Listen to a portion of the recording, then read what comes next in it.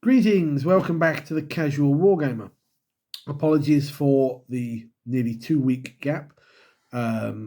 Work's been a bit of a nightmare, don't really have a lot of spare time, so I'm making sure I jump in tonight and get you a video. Thank you for sticking around, really appreciate it.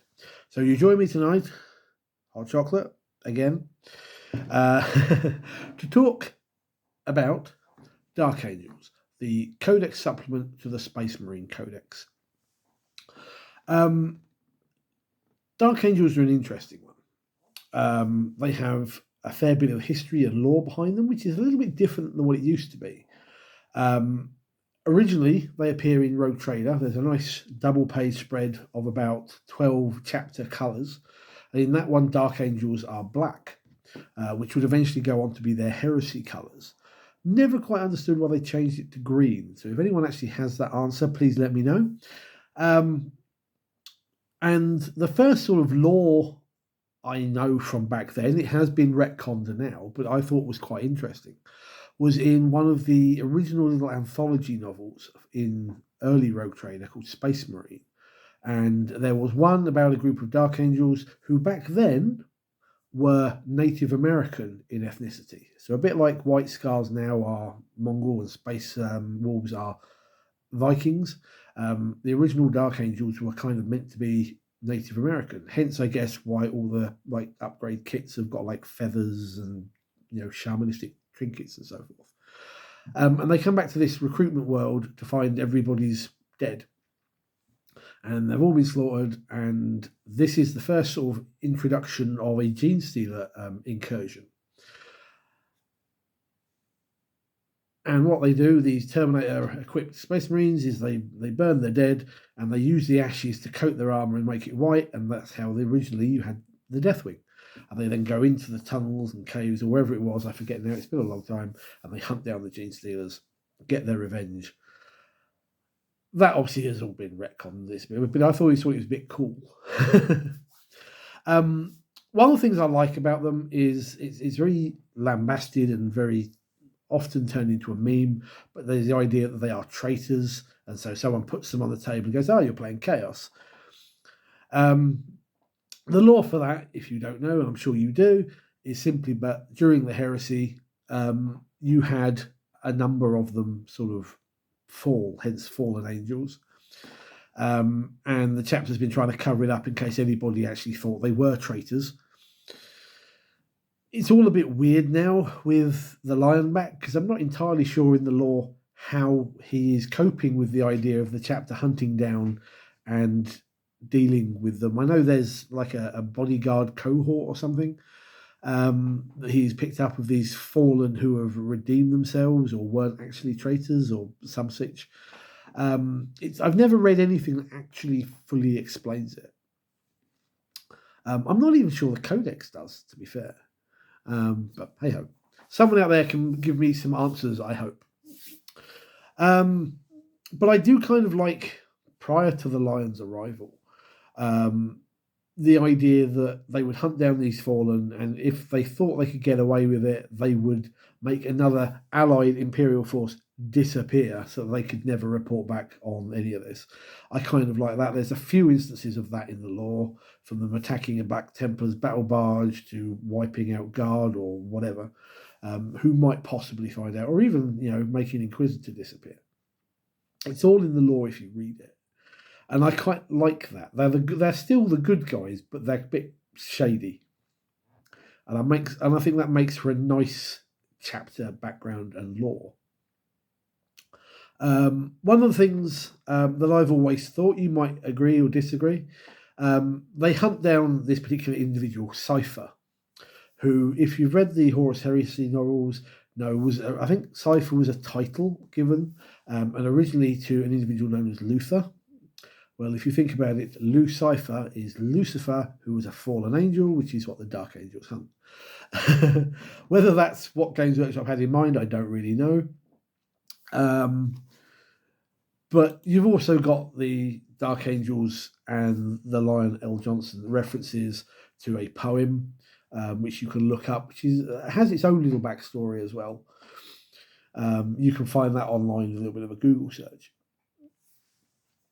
So my thoughts on Dark Angels before we get too much into this is as follows. I know a couple of people that play them. My regular opponent, hi Robin, at my local store, is a big Dark Angels player. My nephew used to play them years ago, one of his mini armies. And I know one or two others local that do so. And I kind of like them. In the past, they were very plasma driven. I don't know that's so much the case now with all the variety that Space Marines get. And generally, you would see them more rarely Ravenwing. More frequently, you would see them being played as Deathwing. People like their Terminators, after all. Hot chocolate. Unlike other codex divergent chapters, they still are fairly standard. I generally find the likes of Black Templars, Space Wolves, Blood Angels are far more close combat orientated. And Dark Angels, while they certainly have an aspect of that, otherwise feel like any other regular Space Marine chapter. You're going to have your shooty intercessor / tacticals, you're going to have your Terminators, you're going to have your bikes, you're going to have whoever. They feel much more balanced in their approach to how they play. And I kind of like that. There is one small little thing that kind of irks me a little bit, and it's nothing specific to what I've just been talking about. But when the book came out, there was a bit of a kerfuffle. Yep, a real word, kerfuffle or kerfuffle, from Dark Angels players who went, "Oh no, we've been nerfed. Oh dearie, dearie me." They haven't been nerfed. Dark Angels have definitely not been nerfed. What people fail to understand, I think, in 10th, is that the way their codex and their army used to be doesn't work with this system. Games Workshop had to readjust and rebalance the Dark Angels so that they fit in with everybody else. Because you don't need flails being damaged 3. Why on earth do you need that? Infantry models are like 2 wounds tops. Not count obviously aggressors and terminators, but generally you don't need 3 damage weapons. And some of the other damage outputs that things like Deathwing Knights could put out was quite silly. So people have got to understand, I think, that it's not a nerf. It's a rebalance to bring the codex in line with everything else. Saying that, let's move on. That's my one little niggle about the Dark Angels, specifically some of the players. So let's move on. The army rules for Dark Angels is called the Unforgiven.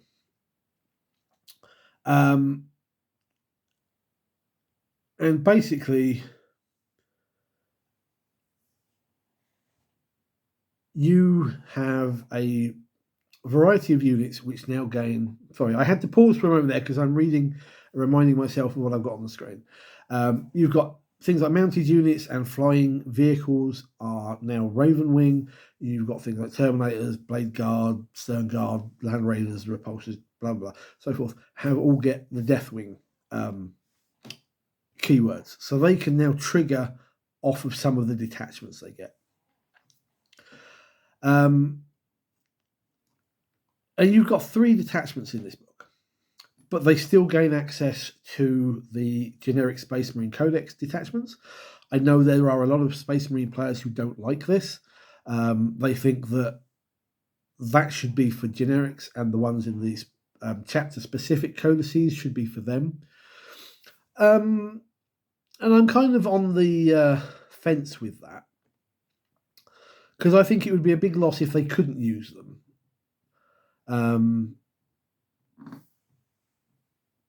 But when you've got ones that are more fitting to your chapter, especially if you're a divergent chapter, I can see where that argument is coming from. But let me see what you think.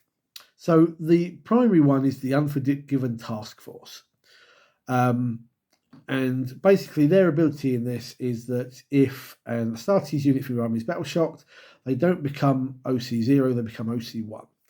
And in your command phase, you can select one of your units until the next command phase gets +1 to their objective control. It's all about basically going, you are not taking me off of this detachment. You are not stealing control of this. I'm still going to be sitting here, whether you shadow in the warp me or you do some other funky ability. I am still going to be sitting here, sitting pretty, controlling this objective or contesting it. It's got some nice enhancements. Shroud of Heroes is another one where the character can be put back up on the battlefield after they've been killed. You've got bonuses to attacks, weapons, damage with all these things. And there's a Pendant of Remembrance one for an Ancient that gives the unit a 6-up Feel No Pain, or if it's Battle Shocked, they get 4-up Feel No Pain. They're quite nice. This is basically your default Space Marine, default Dark Angels detachment. And the stratagems for it are quite good. Often I kind of look at detachments for armies and I kind of go, well, these are a bit meh. Actually, I like this one. To me, this is probably the one you're going to field. If you're going to play Dark Angels, I don't see any reason why you wouldn't take this one.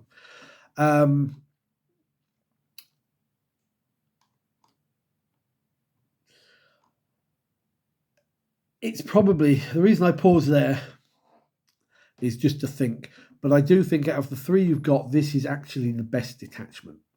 I don't think the other two are particularly good, but let's go on and see what you think. So next up, you have the Inner Circle Task Force. This is your first company, effectively. And I can see why some people go, well, we've already got a first company detachment in the Space Marine Codex. Why do they need one? And I do kind of see that. I would have done this one slightly different, but hey-ho. So with this one, in your movement phase, you select either a defensive or aggressive sort of footing. If you play defensive, you choose one objective marker, and until your next movement phase, that is your vowed objective. If you go for the aggressive, you select one or more that you don't control, and basically those three count as your vowed instead. Very simple.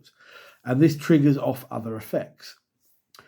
Each time a Deathwing infantry unit for your army targets a unit that is in range of one or more of your vowed objective markers, you get +1 to the wound roll. So you can either go, you're coming at me, bro, I'm going to stand here and smudge you, or you're on my spot, I'm going to smudge you. Okay, it's nice. I'm not overly impressed on the enhancements for this one. You've got one that gives you lethal hits, and if they're on an objective marker, you get critical hits on a 5+. You've got one that gives you a chance of gaining a CP if you're on a vowed objective or within range of a vowed objective. You've got an additional 3-inch pile-in or consolidate, which isn't bad. And Deathwing Assault, which is actually quite nice, which means that your Deathwing units that can deep strike can be set up in the first, second, or third movement phase regardless.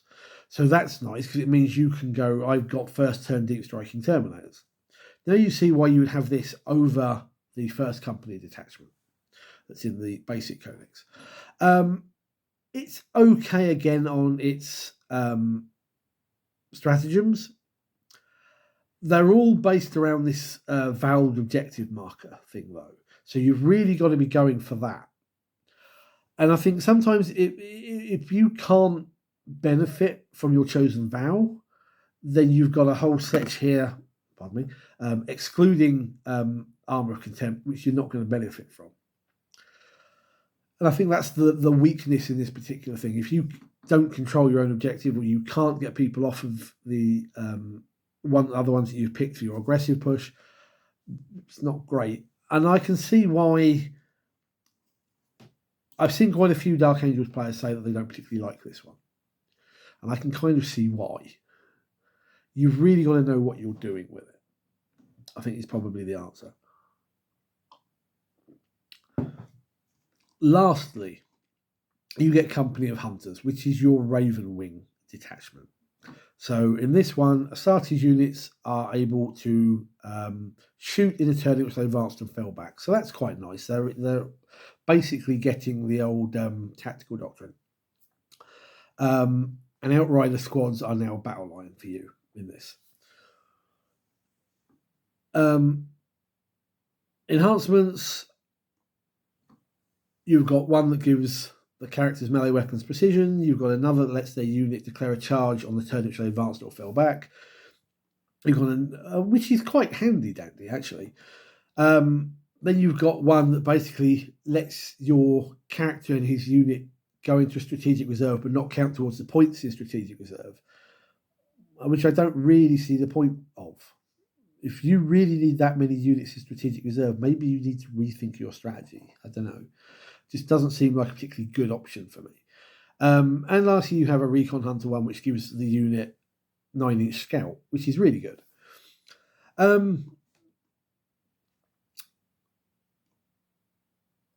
Basically,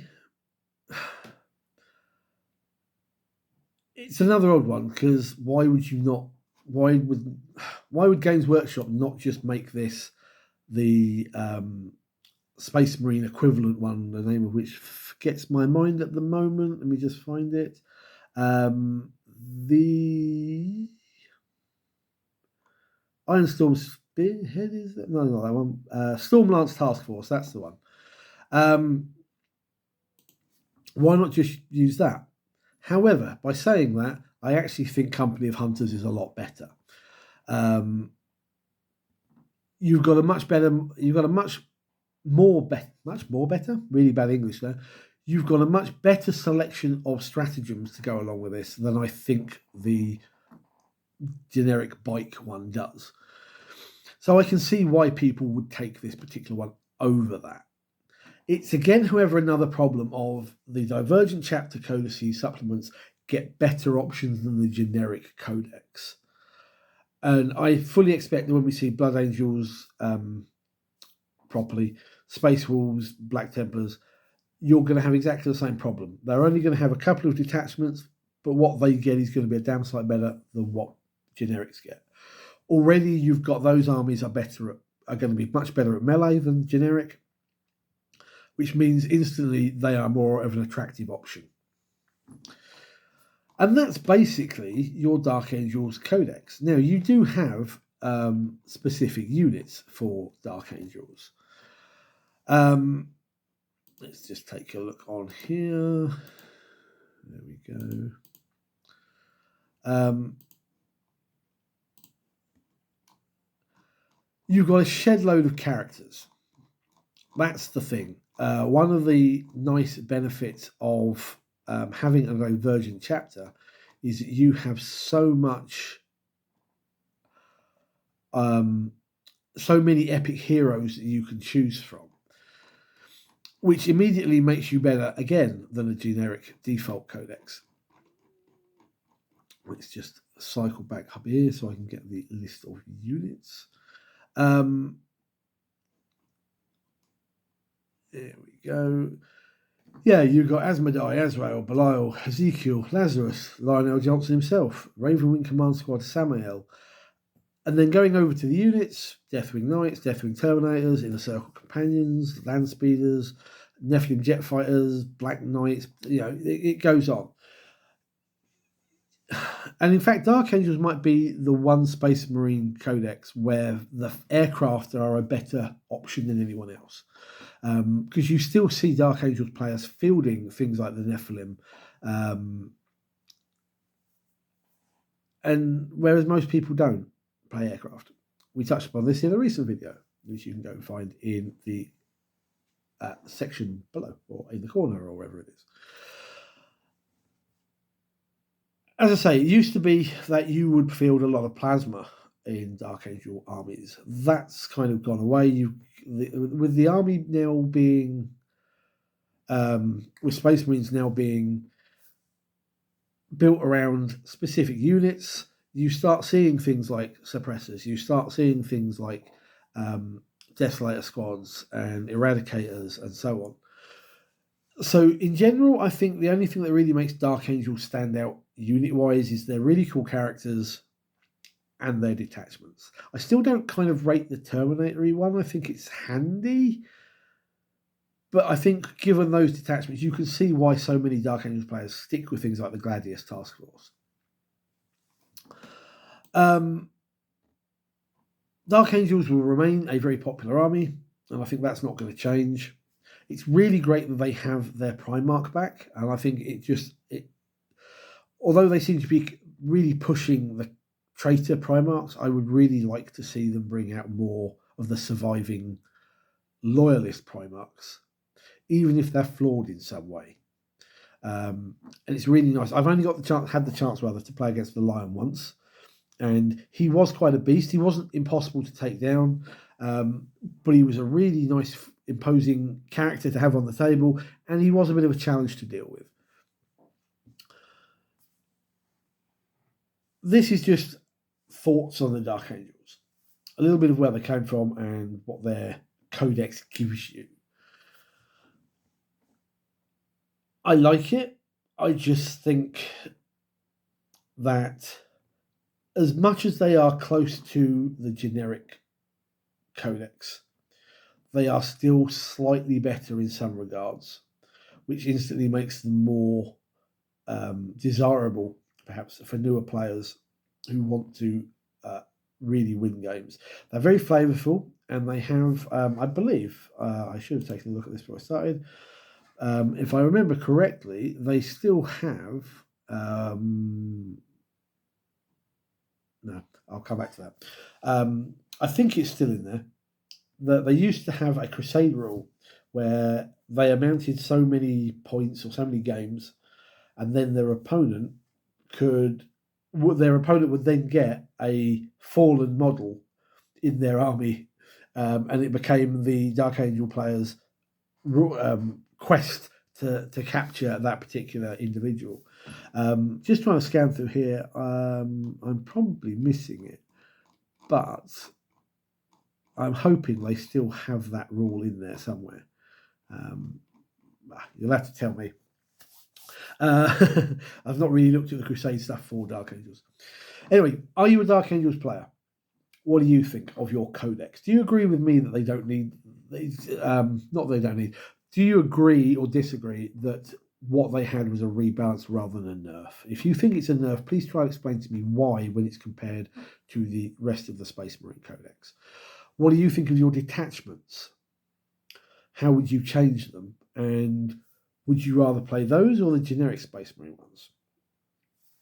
Anyway, another waffly video that's gone on far longer than I had intended. But thank you for watching. Let me know your thoughts on the Dark Angels and their codex below, and we'll have a bit of a natter in the comments. In the meantime, give me a thumbs up. Yay! Hit that subscribe button, and I'll see you hopefully soon for another video. Until then, take care, guys. Good gaming.